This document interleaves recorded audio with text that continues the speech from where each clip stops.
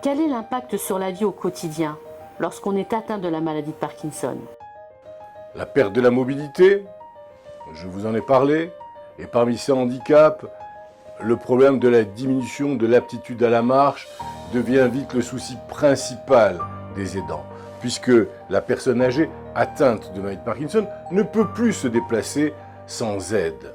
Ces malades sont également très sujets aux chutes, ce qui peut être très dangereux chez les seniors.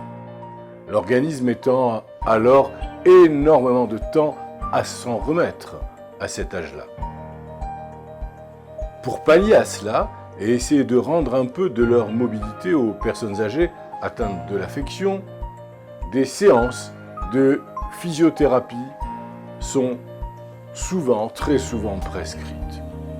Lors de ces séances, le physiothérapeute va les aider à adopter une façon de marcher différente et bien plus aisée. La diminution des réflexes de posture. Il s'agit d'un trouble de l'équilibre qui apparaît plus tardivement que les autres symptômes. La diminution des réflexes de posture va être responsable de réels troubles d'équilibre. Elle n'apparaît le plus souvent qu'après plusieurs années d'évolution de l'affection.